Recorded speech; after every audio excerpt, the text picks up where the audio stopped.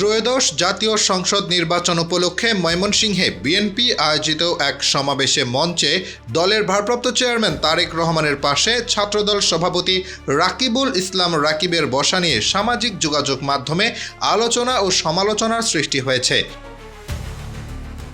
মঞ্চে তারেক রহমানের পাশে বসা নিয়ে ছাত্রদল সভাপতিকে ঘিরে ট্রল শুরু হলে এ বিষয়ে নিজের অবস্থান ব্যাখ্যা করেছেন রাকিবুল ইসলাম রাকিব। বুধবার নিজের ভেরিফাইড ফেসবুক অ্যাকাউন্টে দেওয়া এক পোস্টে তিনি জানান, মঞ্চে উপস্থিত জ্যেষ্ঠ নেতাদের মধ্যে শুধুমাত্র ছাত্রদলের সভাপতি হিসেবে তাকেই বিএনপি চেয়ারম্যান একান্তভাবে ডেকে পাশে বসার নির্দেশ দেন। তবে মূল ভিডিও এড়িয়ে খণ্ডিত অংশ প্রচার করে ঘটনাটিকে ভিন্নভাবে উপস্থাপন করা হচ্ছে বলে অভিযোগ করেন তিনি। পোস্টে রাকিবুল ইসলাম রাকিব লেখেন, তার জন্মস্থান ময়মনসিংহ হওয়ায় গত ২৭ জানুয়ারি সেখানে অনুষ্ঠিত নির্বাচনী জনসভায় তারেক রহমান মঞ্চে আসন গ্রহণের পরপরই তাকে ডেকে ঠিক পাশে বসার নির্দেশ দেন।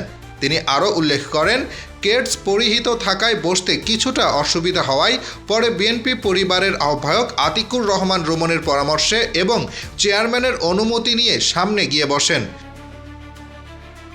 ছাত্রদল সভাপতি জানান, মঞ্চে বিএনপির যুগ্ম মহাসচিব, সাংগঠনিক সম্পাদক, ৫টি জেলা বিএনপির সভাপতি এবং ময়মনসিংহ বিভাগের প্রায় ২৪টি আসনের সংসদ সদস্য পদপ্রার্থী উপস্থিত থাকা সত্ত্বেও শুধুমাত্র তাকেই বিশেষভাবে ডেকে পাশে বসানোয় তিনি নিজেকে অত্যন্ত সম্মানিত বোধ করেছেন। পোস্টের শেষাংশে রাকিবুল ইসলাম রাকিব বলেন, জিয়া পরিবার নির্যাতিত ও মজলুমদের আশ্রয়স্থল। তারা ত্যাগী নেতাকর্মীদের শ্রম ও ত্যাগের যথাযথ মূল্যায়ন করতে জানেন। এ সময় তিনি সবাইকে ধৈর্য ও সহনশীলতার সঙ্গে তারেক রহমানের ভিশন বাস্তবায়নে কাজ করার আহ্বান জানান। Hasibur Rahman, daily our Bangladesh.